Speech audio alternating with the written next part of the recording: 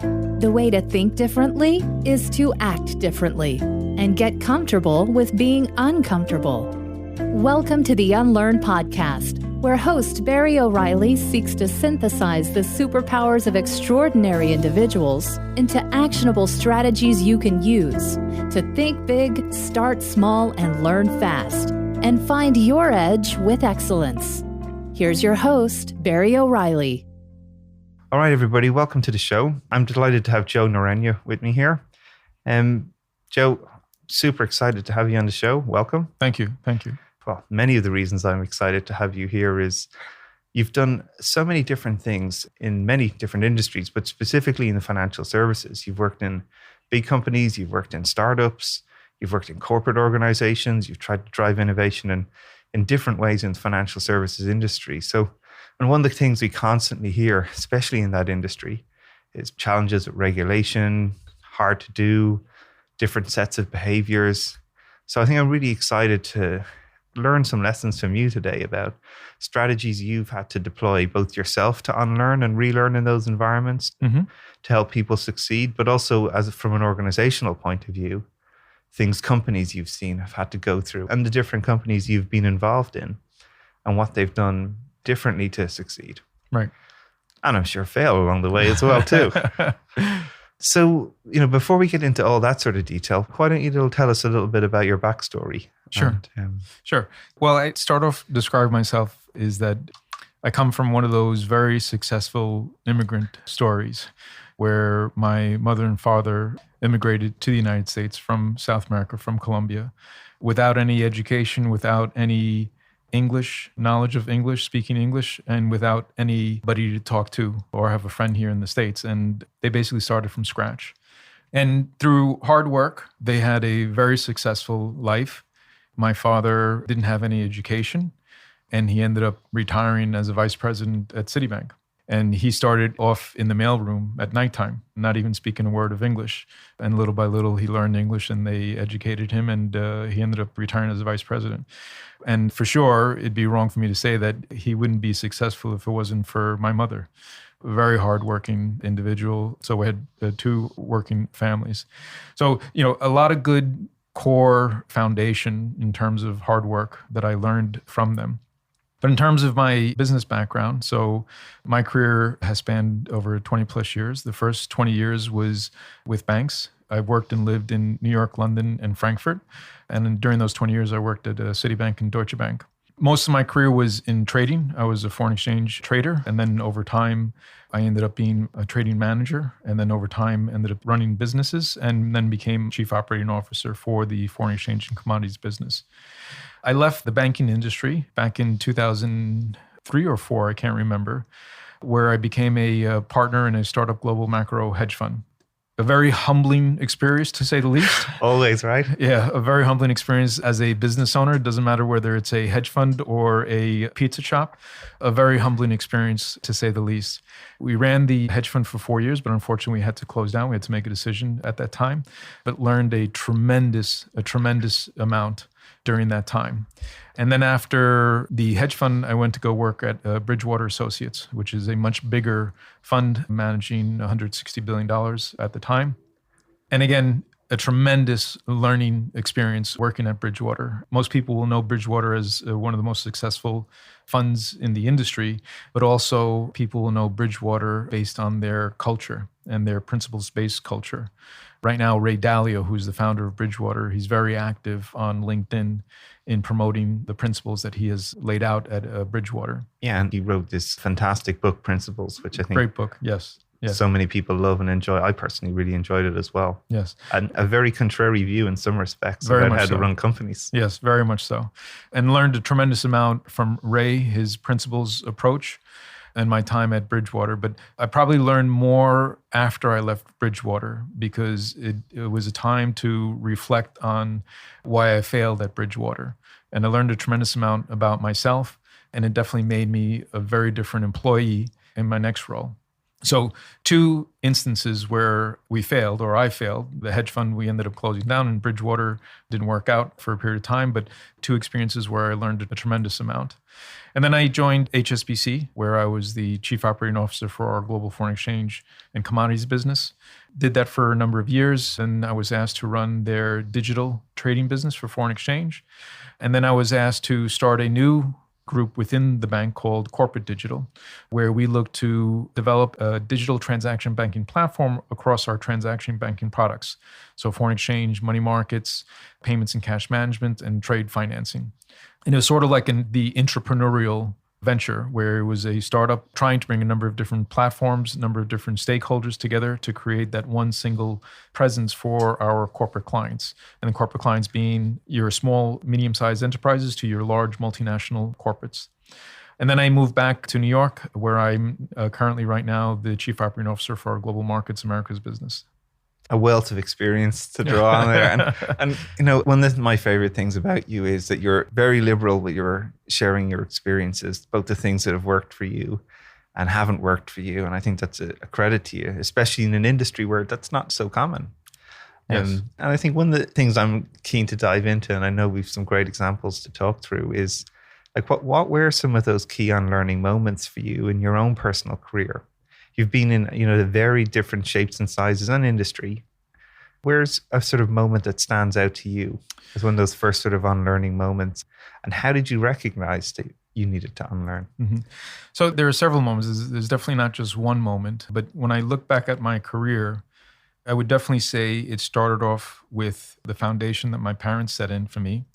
Funny story, which everyone always likes, is my mother was always the type that would say, just go and try it.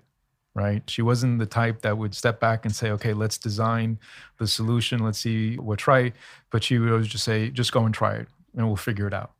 And the funny story is that when I was 10 or 11, we moved from Elmhurst in Queens in New York to Bayside in Queens, 7 miles. But for a 10, 11-year-old, it's far away. Yeah, that's it. And I remember my first day of school, I was sitting in front of Kenny Preston, and he knew I was new in school, new in the neighborhood. And as we were talking, he said, well, why don't you come out and try for the swim team and I'll introduce you to some friends. So I go home really excited. Mother says, how was your first day of school? And again, my parents were immigrant. They didn't know that much about the American society. And I told her it was a great day. I met Kenny Preston and he invited me to meet some friends on the swim team. So she says, great, I'll take you. So she takes me to wherever the swimming tryouts were. And as I go into the pool area, in the first several lanes were the team from before last year just practicing. And at the last lane were all the kids who were trying out for the team. So I get online, I'm probably in the middle of the line, and I look at what's happening. The coach blows his whistle and, one person dives in and just swims to the other end. And I see the next person do the same thing. I said, okay, I think I can do this. So it comes my turn and the coach says, are you ready? I said, yes. He blows the whistle and I dive in the water. And I go straight to the bottom. and I don't come up. So the coach had to jump in the water with his shorts and his polo shirt, grab me from the bottom, and then pulled me over. And he said, what happened? And I said, I never swam before in my life. I came here to make some friends. So probably the first part of it was just go and try it and figure it out. Now, that may not be a good advice for all situations, but that was part of my foundation. The second thing that comes to my mind is I just had really great role models. One in particular role model who was very senior. He ran a business. He was the boss at Citibank, at Deutsche Bank, and then he was the founder of the hedge fund. And he was just somebody that always wanted to learn. And he always was looking to change, always looking, how do I improve? How do I get better? But how do I learn? And I saw him as a senior trading manager sit down with the most junior person to learn. There's a picture in my mind where I see him sitting on the desk next to this graduate. So they're probably 3 or 4 levels apart from each other. At the end of the day, just learning what this graduate was doing, learning about the product. And that always stuck in my mind. And he was constantly evolving. Yeah, it's one of my favorite attributes in people. And when we talk a lot about cultivating the behaviors to unlearn, like curiosity is one of the biggest ones. Absolutely. And sort of recognizing that people will solve problems in a different way than you solved them before. Mm-hmm. So even your example of this, very senior person sitting down with a graduate, seeing how they solve problems, new methods, new techniques they might be using, challenging their existing mental models of how things are done, and then role modeling that behavior to other people, like them as a learner, unlearner. Yes. Yes. There's nothing as powerful as that. Yeah. So this senior manager, Michael Dessau, was just a great example. And again, that vision always stuck in my mind. And throughout the subsequent years that followed, he was just always in that mindset. And even now, he's still learning. He just got his PhD, even though his career, you could say, is over. He's in prime, but he still went on to learn. And it's just one example of a great role model. And I've been surrounded and fortunate enough to be surrounded by multiple role models. And then I would say the third learning that helped me out tremendously, especially as an introvert, because I am more of an introvert than an extrovert, was working at Bridgewater. And what I mean by that is being able to have a voice based on principles. So there's one thing I learned at Bridgewater is you want to spend time on arguing on the principle as opposed to trying to prove that one is right or wrong or one is smarter than the other. And that's something I learned a lot at Bridgewater, and it helped me, again, after Bridgewater, to have a voice in certain situations, in certain meetings where I may have been quiet. I definitely still listen more than speak. And I think that's just part of my introversion. I definitely prefer listening more and understanding. But now when I speak based on certain principles, either principles based on what's important for me or principles on how we're running the business. So can you think of a time, where, what an example of a principle that you think that the team needed to align on to move forward? Let me think about one example. I'll start off saying is too many times we will go down a rabbit hole because we're focused on being right. Sorry? Wanting to be right. Wanting to be right, as opposed to what is the real issue here, right? What is the real problem here? Right. And stepping back from it to understand the real problem so we can fix the real problem, as opposed to wanting to be right or wanting to do what's the right thing to do, as opposed to what I think is the right thing to do. Because everyone will wear different lenses to the problem. And I think what's important as a leader is to understand and see those lenses, listen to those lenses, because what you want to do is you want to build a sustainable business, right? And you might make that decision just in that one lens, but when you look at all the lenses, the right decision may be something else to build a sustainable business model. Absolutely, yeah. So these are all really interesting sort of experiences that in some respects you're sort of designed for yourself, or were they opportunistic? Because, one of the things I talk a lot about is, unlearning, you have to cultivate this in yourself. It's about curiosity, owning, are you actually achieving the results you want? Being comfortable with getting uncomfortable, getting outside your comfort zone, because a lot of the growth is there.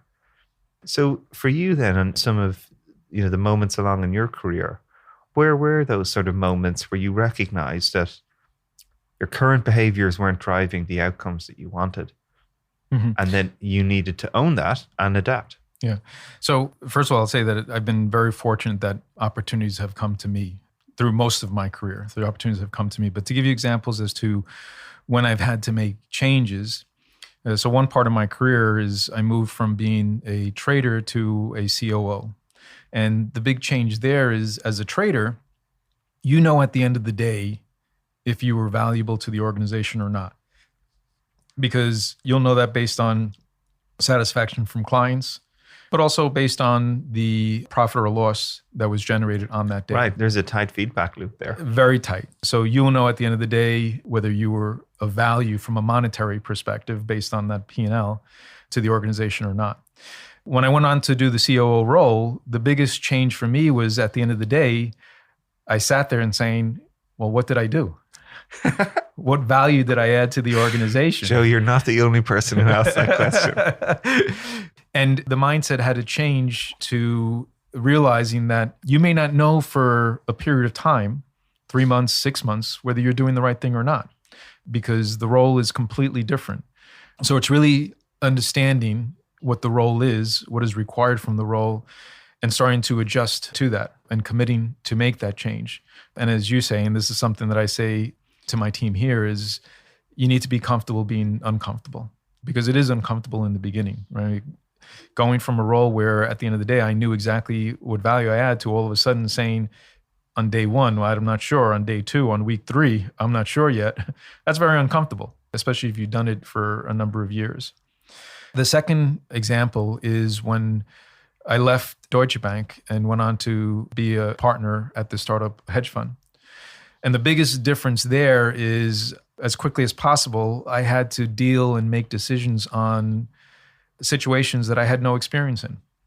And the second biggest challenge I had is when I was working at the big institution, I would just turn around and there were 100 people ready to help me out. At the hedge fund, I would turn around and there would be a mirror. Yeah. And I would just be talking to myself, okay, well, how are we going to get through this? So there was a lot of learning. This is going back to 2004. I wish I had learned about the lean and agile methodology, the experimenting at the time, because I'm sure we would have saved a lot of money, reduced our risks, and maybe have survived. But I wish I had that framework back then. The framework was coming from big organizations, running big businesses, and now all of a sudden jumping to do a startup. A big mindset had to be changed. Right. And very different sets of behaviors. Absolutely. Absolutely. And we had to learn as we went along. And we had our successes and we definitely had our failures. And in the end, we ended up closing the hedge fund, but I learned a tremendous amount. It definitely made me a different person and a different employee. And then the third example is when we launched the corporate digital initiative at HSBC. And the big challenge there was, one, I was definitely not the subject matter expert. I brought in a team of 30 people that 80% of them never worked at HSBC. Obviously, the team had never worked together. And we were going down a path of doing something extremely different than the way that we were used to doing in the organization. So this is where I really implemented the lean and agile methodologies and practices, dealing with multiple stakeholders, not necessarily being all on the same page, and having to manage that process. So those were all definitely new learning things for me. Yeah, so there's lots of great points to underline there. I think one that certainly jumps out for me is this idea of being able to close feedback loops on the efforts you're doing and the results you're getting. And, trading is such an interesting example of that, right? Like the measure of success is the P&L as a contributor to that. And then as you move from a contributor to a manager, where your success then has to change, right? It's not necessarily the P&L, it's the success of other people as they pursue potentially a P&L and other things. And starting to get good at defining what that success is as you try different experiments to get there. Yes. It's an important part of that pattern. Yes, absolutely. And to hear that your thinking, your experience evolved to that, from then taking it from the corporate world to the startup world, and then, realizing you've got to take on these new roles, these new tasks, these new domains of operating it from a corporate to a startup, and then learning these new behaviors, again, which you have to experiment with to find which the good ones are, and how you continue to roll that forward or sort of feed that forward is what I talk a lot about, is into the corporate digital space. So with corporate digital, like what was sort of the culmination of those things, of thinking about the outcomes you were aiming for, recognizing new behaviors needed to be tried, to sort of change these sort of, I guess, like a mixed mode of corporate digital sounds a little bit, it's a corporate entity, but you're trying to be a startup mentality inside that corporate entity. Yes. So the startup mentality was shaped in several ways. Again, one, it was a team that never really worked together. So what was important for me in that aspect was setting the culture the right way right from the beginning. And what I mean by that is, how is it that I can quickly get this team of 30 to work effectively ASAP? Because we didn't have time. The second part of the entrepreneurial part is we had no budget. We had very limited budget. So how can I prove that the strategy is the right strategy with very limited budget? And then the third element was in the way that we went around implementing our strategy. Very different than what we as an organization, and probably all large organizations, go through. We went through the whole concept of developing an MVP, but most importantly was that we tested that MVP and validated it with the actual user. The way we started off the MVP was we made assumptions of 4 use cases that we wanted to develop and then test with clients. And these 4 use cases we thought were use cases that clients definitely needed. And the great experience that we have, and I always will look at an experiment as being successful if it failed. I know it doesn't sound right, but if it failed, that means that, okay, well, we learned something and now we're going to get something even better out of it. So the one experiment that we did was we had these 4 use cases and we went out to a number of clients, actual users, and just gave them the system and said, tell me your initial reaction without giving any instructions at all. And we had one use case where we called it thought leadership, where we would populate the site with interesting articles that are relevant, whether it's market related to the organization, but articles that were of interest to the individuals. And everyone here internally thought this was a slam dunk. It. Yeah. Right. Everybody wants this. Right. Exactly. We got to build it. Right. And we got to build it massive. We got to go in every market and every. And if you go the old way, you would go build it. So you spend some money. It would be released in a period of time, call it 6 months, 9 months, and you roll it out and you say, well, how come no one's using it? Right. Because we didn't validate it. We thought internally, this is definitely something we wanted to do. So with every client that we tested this MVP, every client said, I would not use that. I get my content from here, from there. Maybe in phase 10, I'll use it, but right now I will not use it. But then the follow-up was, this is what I need from you, organization. And every client said the same thing. And because of that, then we created a 5th use case that was really relevant to every single client. So I was able to go back and present how we did this and what we learned from it, and present that how much money we didn't spend, or how much money we spent, but how much money we saved by not just rolling it out without testing and validating it. And every client came back and said, this is what I need. And that was a great experience for the team. I love this story because I think it really exemplifies one of the mantras we talk a lot about is think big, start small, learn fast. Yes. And especially in large enterprises, the pattern is always think big, build big, and it often becomes too big to fail. So people pour more money, good after bad, but never getting to a result to make this a decision. Should we keep going? Should we do something different? Right. Or do we learn something new? Right. So even relatively, to get to these sort of small experiments you were running, what are we talking here? Like days, weeks? Oh, the internal work was days. Organizing and coordinating the client meetings, because there were multiple people involved in the client meetings, relationship managers, salespeople, and obviously the client himself. That took weeks, right? And there was some logistics, right? Because we wanted to be there with the client. But relative to what it could potentially take, or you've seen it take? Oh, absolutely. Yes. Very small relative to what it would take if we did it the way that we were used to doing it. So that's a really good example, again, of, I think, you unlearning through your different experiences of going from corporate to startup to corporate digital. There's even some nuances here about, the bank starting to unlearn some of these behaviors about what leads to success. Where else have you started to see some of those other behaviors emerge, or where do you see companies need to unlearn that you've maybe been part of? Yeah, so we as an organization have definitely progressed. And I'm a big believer that in the phrase, I had read this phrase once, we all have drunk from wells others have built.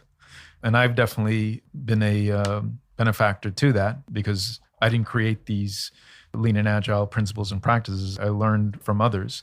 And the organization has definitely learned from either people like myself who have tried that internally, and little by little, it's moving to that direction. Definitely what's important is that it comes from the ground up. It comes from bottom on up. But if you don't have the support from the top, it's very difficult, right? Because the support from the top is really the message that we want to change, we want to try this out, and it's okay. Right. And I know one thing that you had said in many of our conversations is that they're the change enablers, but they're also the change disablers. So it's very important in any organization, but more so in the large enterprise organization, that senior management does support this change. They may not know how to do it. They may not be involved in it, but just the message that he or she will send out that they support this is hugely important. Well, it goes a lot back to your story from the beginning of one of your mentors role modeling the behaviors of continuous learning, Yes. of curiosity. I'm one of the most senior people in this huge institution, but I'll go down, sit with this person who's new, who could potentially teach me something new. Yeah. And I'm going to role model and change my behaviors. Because again, that gives agency for other people. Yes, absolutely. Lead by example, right? And then it's setting the culture, right? That's really what it is. The example is setting the culture, which everyone will visually see and behave that way. Now, again, not everyone will behave it, but you want to get the majority of people behaving that way. And then all of a sudden, the culture is the people. That's great. All right, cool. This is really good. Working in Bridgewater, there was obviously a number of principles that emerged there. But here we are, you're a couple of iterations down the road. What are some of the principles you've developed for yourself that you've had to learn and unlearn, or the breakthroughs that you've had? Yeah.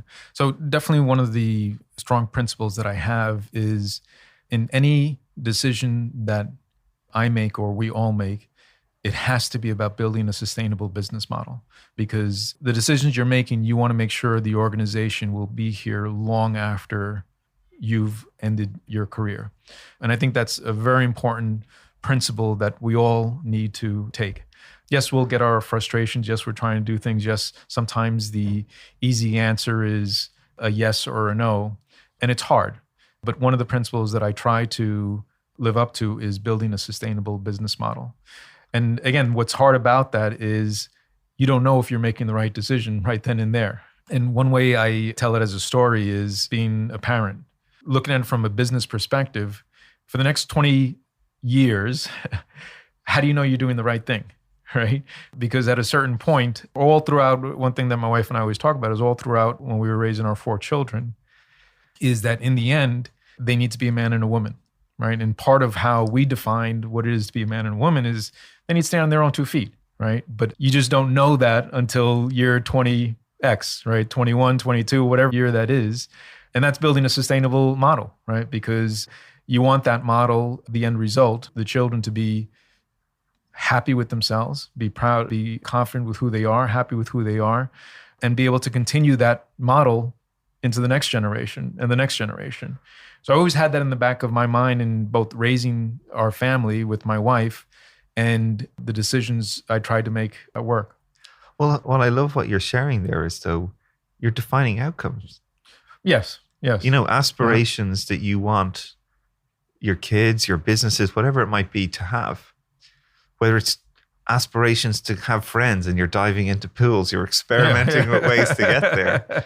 And it's a really powerful mechanism, I think, to highlight for people. Yeah. Right? Like there's a systematic approach to these things that you can put in place. Yes. To pursue some of these grand things, right? Yes. Whether it's your family, with your kids, whether it's your business. Yes. This system isn't just for commercial entities. No, and one other thing that I will add that I've learned, again, in speaking with you is that, yes, I say that you may not know if you're doing the right thing for a period of time, could be 20 years, could be 6 months.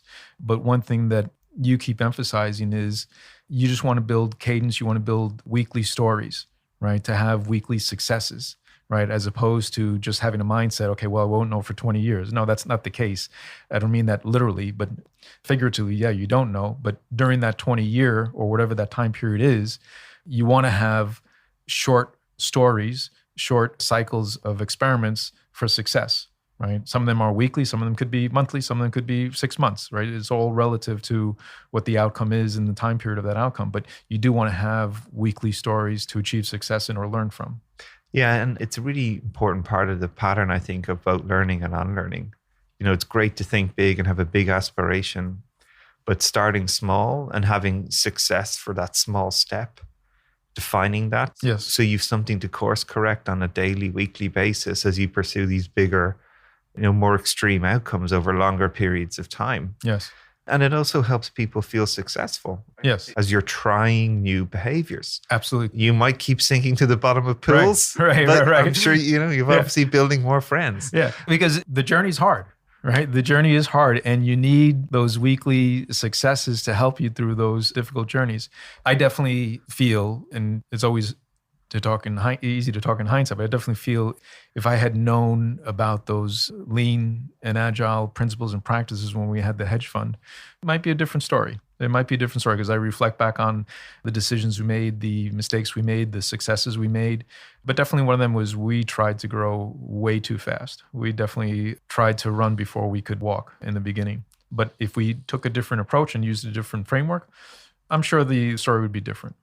Well, I think you need to give yourself a little bit of credit here, Joe, because I think you've captured that learning, and it's provided a breakthrough in your own thinking and your behavior as you sort of have moved forward in your career. You've taken those lessons, obviously, and it's adapting your behavior, right? That's interesting to me. That's progress. Yeah. And like I said, in the two places where on paper you could say that, okay, well, this person failed, I learned a tremendous amount because of that.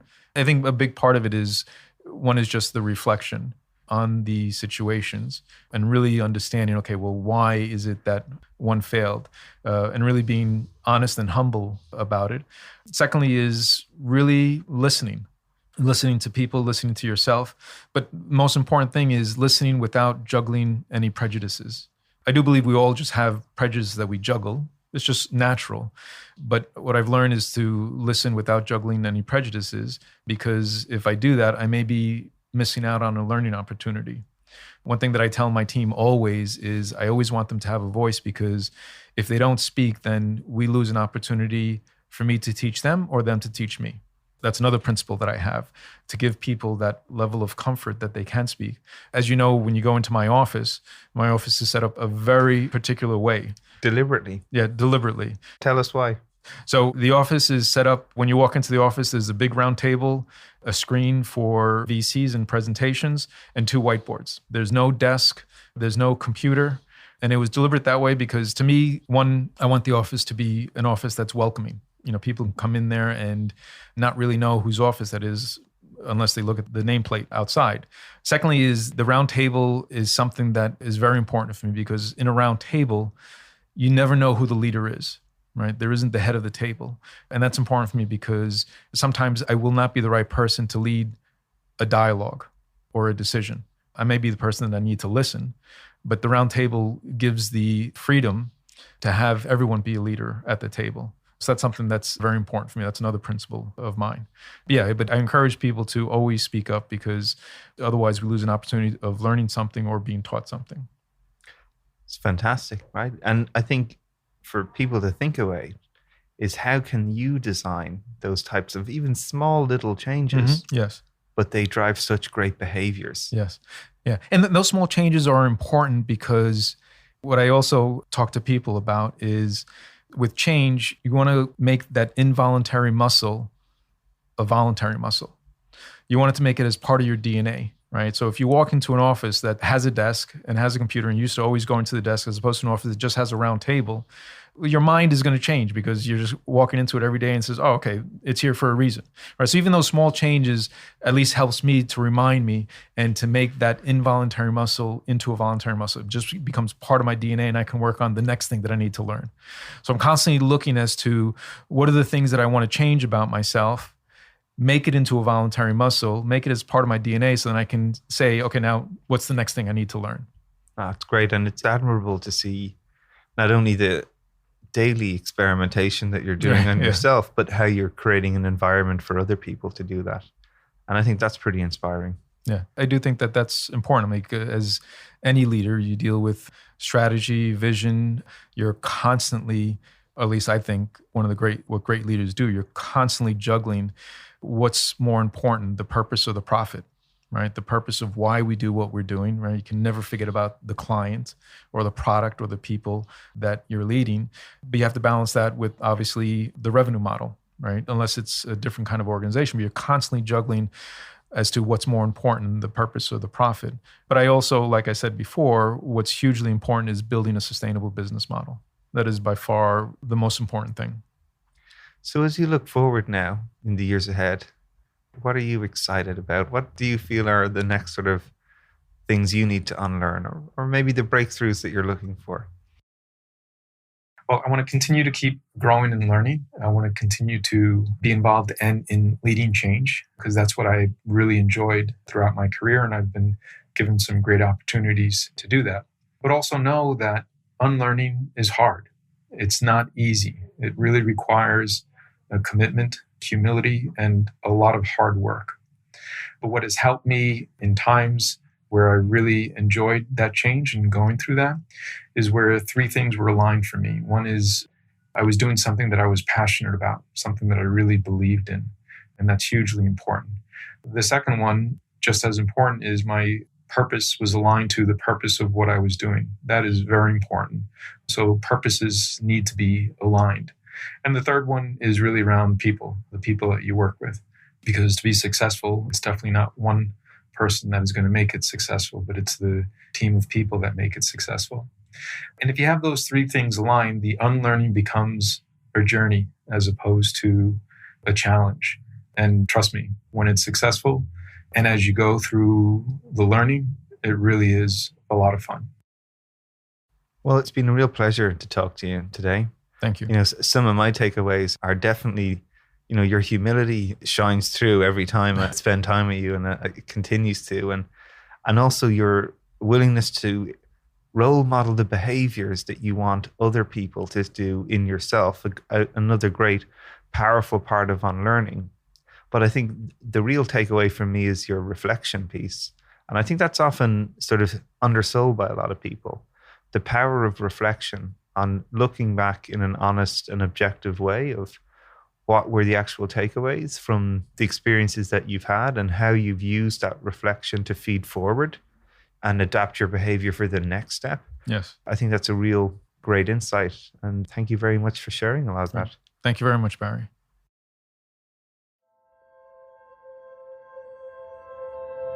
Thank you for joining us for this episode of the Unlearn podcast. Help us get the word out and make this podcast a success by subscribing and leaving a review.